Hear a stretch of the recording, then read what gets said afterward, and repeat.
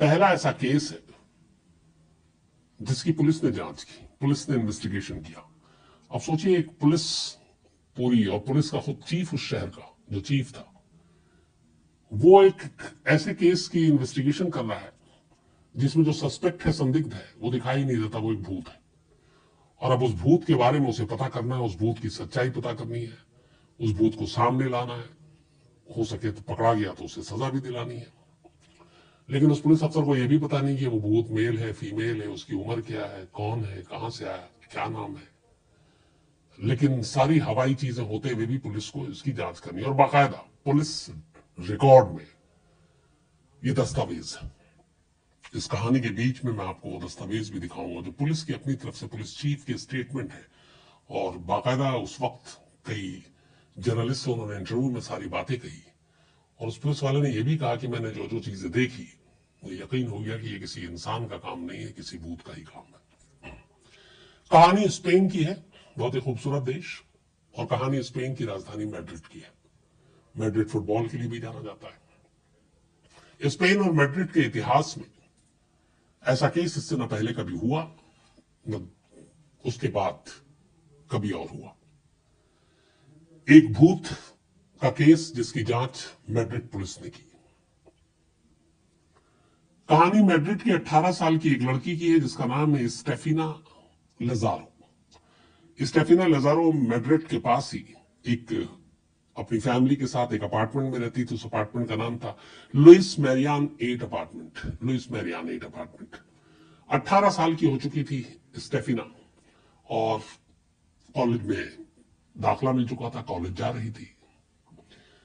18 साल तक की उम्र में सब कुछ ठीक ठाक था, लेकिन फिर अचानक कॉलेज जाने के बाद स्टेफिना की जो पूरा बर्ताव, उसका बिहेवियर है, उसमें अचानक कुछ तब्दीली आती है। घर में स्टेफिना के माँ बाप, एक भाई और एक और बहन थी, तो ये लोग 5 लोग थे। वहां पे ज्यादातर घर लकड़ियों के होते थे, वहीं स्टेफिना रहती थी। सब कुछ एक नॉर्मल लड़की की तरह थी, लेकिन अचानक उसकी बिहेवियर में कुछ चेंजेस आने शुरू हो गए। अब कैसे चेंजेस थे? वो अचानक अपने भाई को देख के गुर्राने लगती, बाकायदा अपने भाई के ऊपर सांप के जैसे, वो जो हरकत होती है, सांप जो हिस आवाज निकालता है, उस आवाज के साथ अपने भाई के ऊपर अटैक करती। दीवारों को अपने नाखून से नोचने लगती, और लकड़ियों की दीवारें थी। चीखती, चिल्लाती, गुर्राती, ये सारी चीजें करती। अब घर वाले उसके इस बिहेवियर से बड़े परेशान। फिर भी माँ बाप ने उससे बात करने की कोशिश की। बीच बीच में उसे ये दौरा पड़ता, फिर वो ठीक हो जाती, फिर वैसी हो जाती। और इस तमाम चीजों की वजह से उसकी जो सेहत थी वो लगातार गिर रही थी।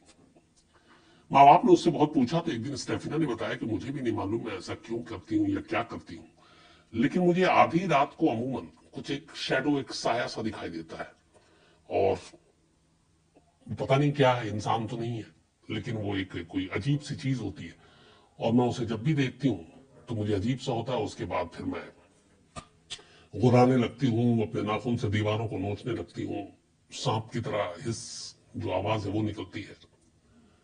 माँ बाप बड़े परेशान। फिर उन्होंने पता किया तो पता चला स्टेफिना तंत्र मंत्र की बुक्स बहुत पढ़ती है। ये जो भूत प्रेत होते हैं सारे, उनके, ये लोग कैथोलिक क्रिश्चियन थे, तो धर्म पे भी पूरा विश्वास था इनका, मजहब पे अपने, लेकिन वो साथ में ऐसे बुक्स भी पढ़ती थी। माँ बाप को लगा शायद इस बुक्स पढ़ने का असर है, उन्होंने फिर उसके कमरे से वो सारी किताबें हटा दी, लेकिन फिर भी ठीक नहीं हुई। वक्त बीतता गया, करीब 6 महीने हो गए, स्टेफिना की सेहत लगातार गिरती गई। इस दौरान में माँ बाप ने तमाम डॉक्टर को दिखाया, कुछ लोगों ने कहा, कुछ वो फादर के पास भी ले गए जो प्रीस्ट है, उन सबको भी दिखाया। हर एक ने कहा कि इसको कुछ नहीं है, ना कोई फिजिकल प्रॉब्लम है, ना मेंटल प्रॉब्लम है, बिल्कुल ठीक है। लेकिन वो उसकी हरकतें, उसका बर्ताव, वो बदला नहीं।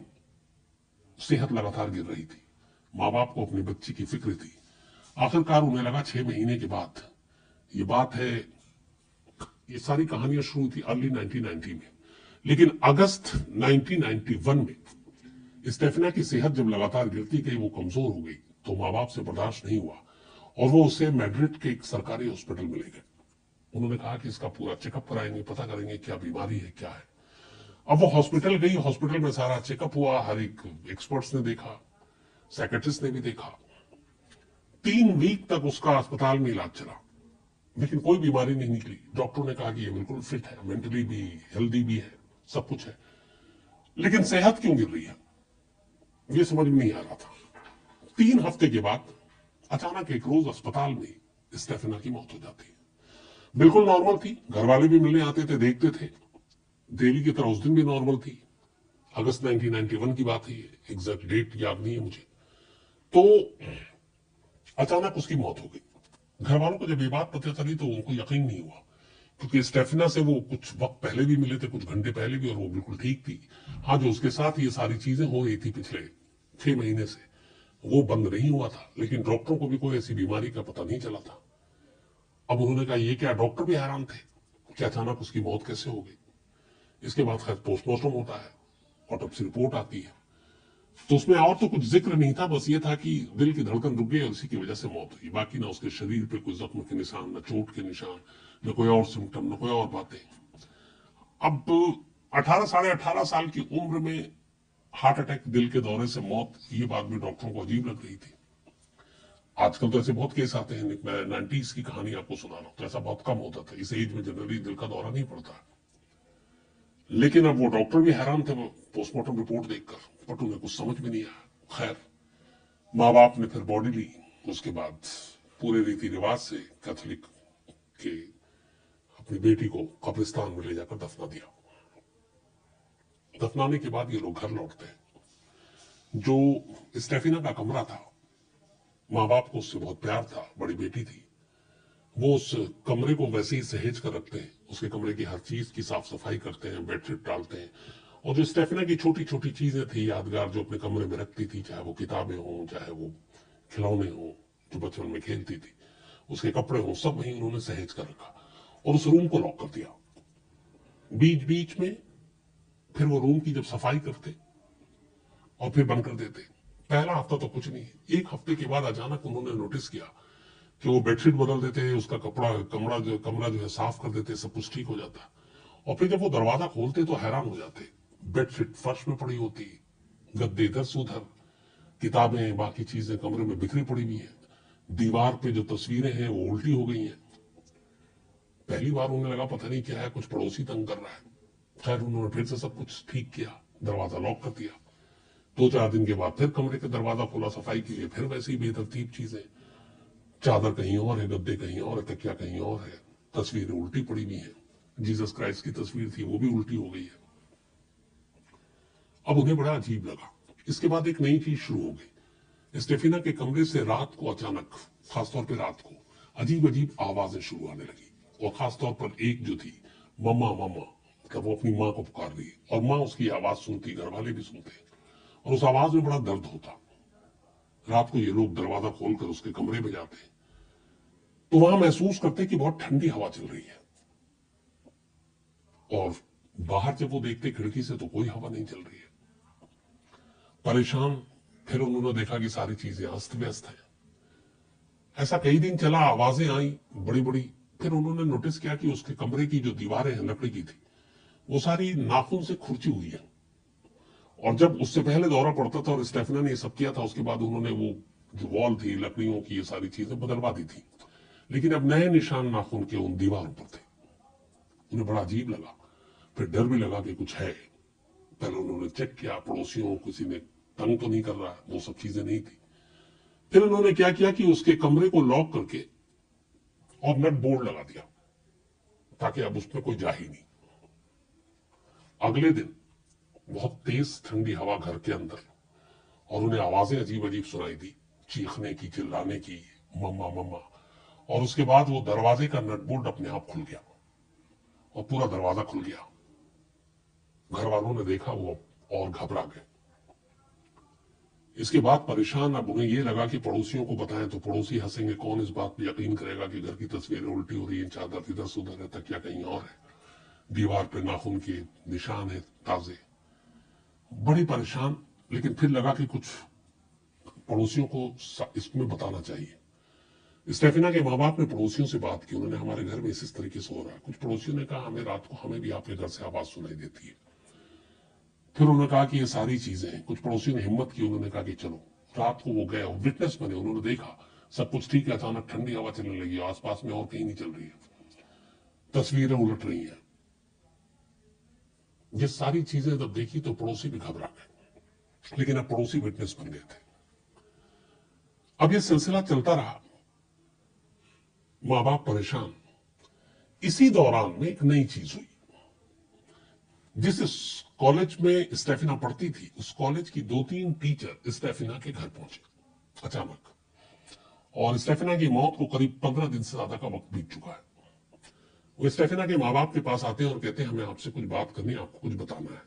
तो उन्होंने कहा जी बताइए। तो उसने कहा कि ये बात हमें पहले बतानी चाहिए थी, लेकिन हमें नहीं बता पाए, क्योंकि कैसे बताते हो और आप यकीन करते कि नहीं। उनमें से एक, चूंकि ये क्रिश्चियन स्कूल था, तो नन थी, वो नन भी घर आई थी स्टेफिना के मिलने के लिए। तो उन्होंने कहा कि ये करीब 6-7 महीने पुरानी बात है। अब उन्होंने कहा इतनी पुरानी बात आप क्यों अब बता रहे? तो उन्होंने कहा हमें पता चला अब स्टेफिना की मौत हो गई है, तो वो सारी चीजें हम रिकॉल कर रहे हैं, याद कर रहे हैं, तो आपसे शेयर करना चाहते हैं। उसने कहा बताएं। उसने कहा कि स्टेफिना की एक दोस्त थी, उस दोस्त का एक बॉयफ्रेंड था। करीब 7 महीने पहले, मतलब 1990s की बात है, उसके स्टेफिना के दोस्त के बॉयफ्रेंड का एक बाइक एक्सीडेंट में उसकी मौत हो गई, और इससे स्टेफिना की वो दोस्त बड़े सदमे में चली गई, क्योंकि उसके बॉयफ्रेंड की मौत हो गई थी, और स्टेफिना अपनी उस दोस्त के बड़े करीब थी। नन ने बताया कि इसके बाद मैं एक दिन स्कूल के पिछले हिस्से में गई, तो वहां पे 4 लड़कियों को देखा। उनमें एक स्टेफिना थी, एक उसकी वही दोस्त थी जिसके बॉयफ्रेंड की रोड एक्सीडेंट में डेथ हुई थी, और 2 उसकी और क्लासमेट थी। तो हमने देखा कि ये चारों एक लकड़ी का बोर्ड, कैरम जैसा, उसके ऊपर एक शीशे का गिलास रखी हुई है, और उस गिलास को उन्होंने उल्टा रखा हुआ है, और गिलास खाली है, और ये चारों उस बोट के 4 तरफ खड़ी हुई है, चारों दिशाओं में, और इनमें से एक एक करके उस गिलास के बेस पे जो उल्टा रखा हुआ है वो उंगलियां लगाती थी, फिर एक लगाती, फिर दूसरी लगाती। बोली कि एक दिन मैं पीछे की तरफ गई और मैंने देखा, तो बोली जब मैंने देखा स्टेफिना को, जब उसकी बारी आई और मैं दूर से देख रही कि कर क्या रही, मैं पहले समझने की कोशिश कर रही थी। बोली स्टेफिना ने जब गिलास के नीचे उंगली लगाई, तो मैंने अपनी आंखों से उस गिलास को उस बोट के ऊपर उड़ते हुए देखा। मेरे लिए बड़ी अजीब थी, फिर मैं घबरा भी गई। मैं आई, मैंने उनको चारों को डांटा कि ये तुम लोग क्लास छोड़ के यहाँ क्या कर रहे हो, और फिर गुस्से में मैंने उस बोट के 2 टुकड़े कर दिए लकड़ी के, जिसपे उन्होंने गिलास रखा था, डर के मारे, और उस लकड़ी के टुकड़ों को फेंक दिया। और अचानक मैंने देखा कि जैसे ही मैंने 2 टुकड़े किए बोट के, वो गिलास हवा में था, और हवा में गिलास घूम रहा है, और मेरे लिए ये बड़ी अचंभित बात थी, मैं सोच भी नहीं सकती कि ऐसा हो सकता है। फिर मैंने उन चारों से बात की, तो उन्होंने बताया स्टेफिना तंत्र मंत्र की किताबें पढ़ा करती थी, उसे भूत से बातें करने का शौक था। उसने कहा, उसने अपने दोस्तों को भी सारे जिक्र किया। जो स्टेफिना की दोस्त थी जिसके बॉयफ्रेंड की डेथ हो गई थी, उससे भी उसने बात की। उसने कहा मैंने कई किताबें पढ़ी और ये मुमकिन है भूत से बात करना, जो लोग मर गए हैं उनके बारे में बात करना, और उनके कैसे हैं वो उस दुनिया में, कैसे रहते हैं, क्या खाते हैं, क्या पीते हैं, तो ये सारी जानकारी उन्हें भूत से मिलती है। तो उसने कहा तुम्हारे बॉयफ्रेंड के से भी हम बात करेंगे किसी सोर्स के जरिए, और पता करेंगे कि वो कैसा है, कहाँ है। तो इसी के लिए ये सारी चीजें कर रही थी, वो ग्लास और ये, ताकि भूत से बात कर सके। बोले कि जब ये सारी चीजें हुई, उसके बाद अचानक हम लोगों ने देखा, वहीं पे खड़े होकर बात कर रहे थे, बोट के 2 टुकड़े हो चुके थे, एक सफेद धुएं की लेयर आई, और हम, उसने बोला कि मैं और मेरी एक और टीचर खड़ी हुई थी, और ये 4 बच्चियां थी स्टेफिना समेत। एक धुएं का गुबार सा आया, और वो गुबार एकदम ऐसा लगा कि जैसा निशाना लेकर आया हो। हम 6 लोग खड़े थे, लेकिन वो धुएं का गुबार सीधे स्टेफिना के पास गया, और उसकी नाक से होते हुए उसके अंदर चला गया, और फिर धुएं का गुबार गायब। बोले सब देख के हम घबरा गए, इनको डांटा और बोला आज के बाद इधर नहीं आओगे, और हम लोग चले गए। अब जब ये कहानी घर वालों को पता चली, तो उन्हें लगा कि ये सारी चीजें जो तारीख बताई उन्होंने, ये उसी वक्त से है जब से स्टेफिना के बिहेवियर में एक बर्ताव आना शुरू हुआ था, जब उसने गुर्राना शुरू किया, जब वो सांप की तरह आवाज निकालती, अपने छोटे भाई पे हमला करती। जब ये सारी चीजें सुनी तब घर वालों को फिर अजीब लगा। उसके बाद वो और घबरा गए। लेकिन पड़ोसी भी अब इस बात के विटनेस थे कि इस घर में कुछ ऐसी आवाजें आती हैं। खैर, स्कूल की वो सारी नन और वो लोग बता कर ये चली गई। इसके बाद क्यूरियोसिटी में कि अभी भी शायद स्टेमिना यहां है, क्योंकि वो दूसरे भूत से बात करना चाहती थी, अब खुद शायद भूत बनकर यहीं रह रही है, मम्मा मम्मा भी कर रही है, ठंडी हवाओं के जरिए शायद वो घर में घूम रही है। उन्होंने फिर से उसके दरवाजे को खोला। दरवाजा खोला तो देखा कि जीसस की तस्वीर उल्टी लटकी हुई है। सारे सामान फिर से इधर से उधर बिखरे पड़े हुए हैं। उसका अचानक देखा कि उन्होंने स्टेफिना की एक तस्वीर जो फ्रेम में लगी थी वो भी फर्श पे गिरी है। अपनी बेटी की तस्वीर को फर्श पे गिरा देख मां ने तस्वीर जमीन से उठाने की कोशिश की। अभी फ्रेम को हाथ ही लगाया था कि पता नहीं क्या हुआ, उन्होंने थोड़ा सा उठाया और फिर वापस फ्रेम जमीन पर फेंक दिया। कुछ अजीब सी चीज हुई उनके साथ। स्टेफिना के पिता वहां बराबर में खड़े थे। उन्होंने देखा कि उनकी वाइफ अपनी बेटी की फ्रेम जो तस्वीर है जिससे इतना प्यार करती है वो वापस जमीन पर फेंक रही, उन्हें अच्छा नहीं लगा। उन्होंने उस फ्रेम को उठा लिया। जैसे ही उठाया, अब दोनों स्टेफिना का चेहरा उनके सामने था। फ्रेम लकड़ी का था, साथ में शीशा और तस्वीरें जो आमतौर पर फ्रेम होता है।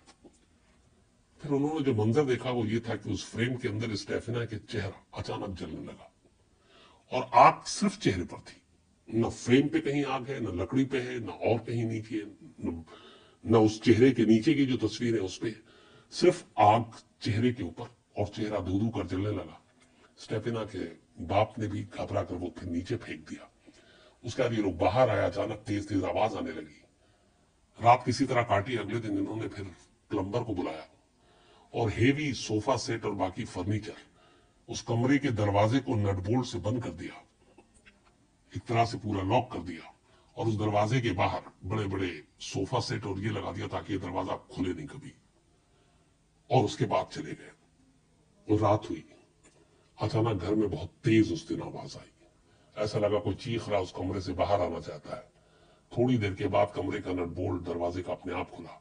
सोफा कहीं और फेंका गया, दरवाजा खुल चुका था। परेशान किसी तरह रात काटी। अगले दिन ये लोग अब सोच रहे हैं क्या करना है, घर छोड़ देना, कहीं और चले जाए। फिर उन्होंने तय किया कि शायद हम छोड़ देंगे। लेकिन फिर अगली रात आई। अगली रात पहला मामला ऐसा था जो अब तक घर में आवाजें आ रही थी, तरह तरह की चीजें हो रही थी, लेकिन जो चीज उस रात हुई उससे पहले कभी नहीं हुई। उस रात अचानक स्टेफिना की मां को लगा, वो सो रही थी, वही रात का करीब 12 बजे का आसपास था, कि उनके सीने पे कोई चढ़ा हुआ है और दोनों हाथों से उनका गला घोट रहा है। ये स्टेफिना की मां को लगा।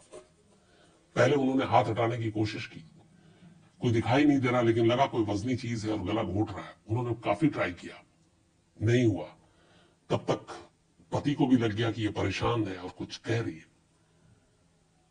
फिर किसी तरीके से बड़ी मुश्किल से वो हाथ को अपने गले से हटाया और ऐसा लगा था कि सामने वाला कोई गला घोट रहा है, लेकिन वो इतनी घबरा गई कि पहली बार इस पूरे इंसिडेंट में, जब से एबनॉर्मल बिहेवियर से लेकर हॉस्पिटल या फिर स्टेफिना की मौत, घर में ये सारी चीजें, अभी तक उन्होंने कभी पुलिस को कॉल नहीं किया था। लेकिन उस रात पहली बार 2:40 पर स्टेफिना की मां पुलिस को कॉल करती है। कॉल के बाद फौरन अगले 10 मिनट में पुलिस की टीम स्टेफिना के घर पर पहुंचती है। और जो पुलिस टीम पहुंची उसमें चीफ इंस्पेक्टर नेशनल पुलिस के जो थे मिस्टर जोस पेड्रो, इसके अलावा उनके साथ उनके सहयोगी अफसर जो थे मिस्टर नेगरी, और 3 और, कुल 5 पुलिस वाले। रात 2:40 था, 3 के आसपास करीब ये लोग घर पहुंचे स्टेफिना के। देखा तो बदहवास परेशान स्टेफिना के माँ बाप, भाई और बहन। उन्होंने पूछा क्या हुआ। उन्होंने कहा इस तरीके से किसी ने गला घोटने की कोशिश की। फिर पुलिस वाले को अंदर जाके लगा कि ये क्या, घर के बाहर बिल्कुल नॉर्मल, अंदर ठंडी सी हवाएं चल रही है और कुछ अजीब अजीब आवाजें आ रही है। तो उसने पूछा कि और कौन है घर में। पुलिस वालों उन्होंने कहा कोई नहीं, यही आवाजें हम महीनों से सुन रहे हैं। फिर उन्होंने कहानी बताई। फिर उन्होंने कहा कि वो कमरा देखना चाहते हैं। वो कमरे में गए, सारी चीजें फिर उन्होंने देखी कि तस्वीरें सब उल्टी ली, बिस्तर कहीं और है, चादर कहीं और, तकिया कहीं और है।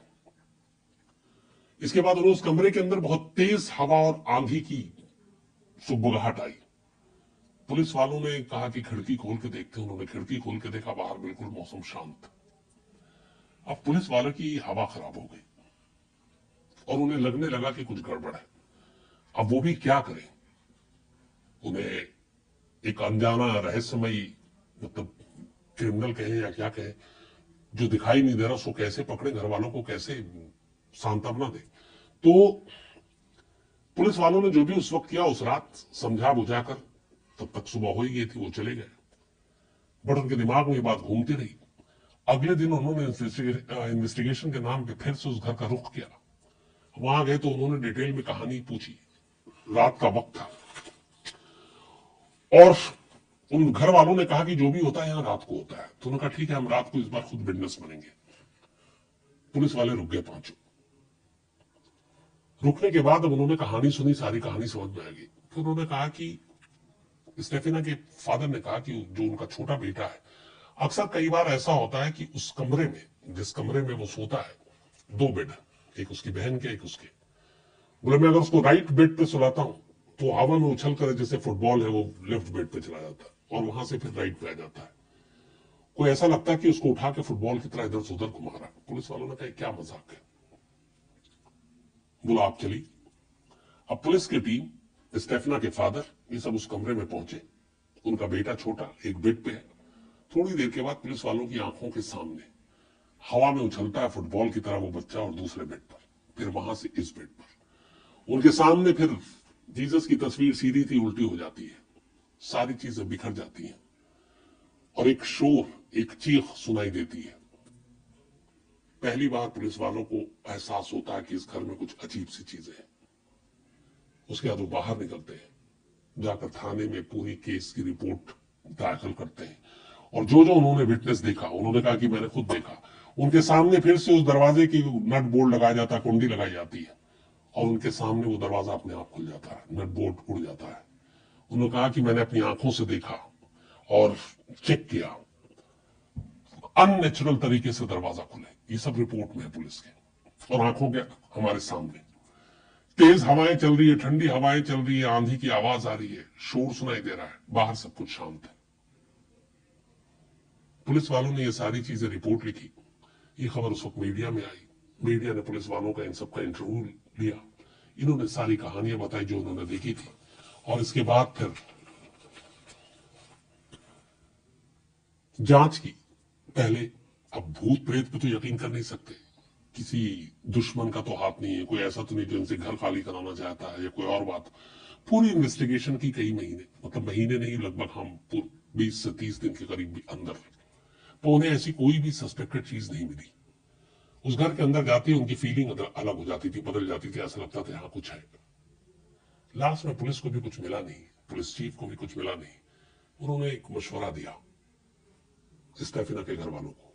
मशवरा यह था कि आप ये घर छोड़ दीजिए, शायद कुछ बदल जाएगा। स्टेफिना के माँ बाप पहले ही इतने परेशान हो चुके थे कि वो घर छोड़ने का सोच रहे थे और आखिरकार उन्होंने फैसला किया और इस लुइस हैरियन 8 अपार्टमेंट को खाली कर दिया। खाली करने के बाद वो मैड्रिड में ही एक दूसरी जगह पहुंचे और दूसरे अपार्टमेंट में रहने लगे। 91 की बात थी, आज 2022 है, करीब 30-32 साल हो गए। दोबारा कभी उनके घर में इस तरह की कोई चीज नहीं हुई। जो भी पैरानॉर्मल एक्टिविटीज थी वो उस घर को खाली करते ही बंद हो गई। इसके बारे में स्पेनिश पुलिस, मैड्रिड पुलिस ने डिटेल में अपनी रिपोर्ट तैयार की। उस रिपोर्ट के कुछ अंश आपको इस कहानी में मैं दिखाऊंगा भी। लेकिन स्पेन के इतिहास में इस कहानी को आज भी लोग याद करते हैं और इससे बड़ा कोई इंसिडेंट वहां हुआ नहीं, जो कानून का एक दस्तावेज है जिसपे पुलिस ने जांच की। हालांकि इस केस को पुलिस सुलझा नहीं पाई, लेकिन नसीब अच्छा था, घर बदलते ही ये सारी चीजें रुक गई और इसीलिए पुलिस को उस गुमनाम, अनजान, अनदेखा, जो चेहरा भी जिसका नहीं, ऐसे किसी भूत की तलाश लंबे वक्त तक नहीं करनी पड़ी।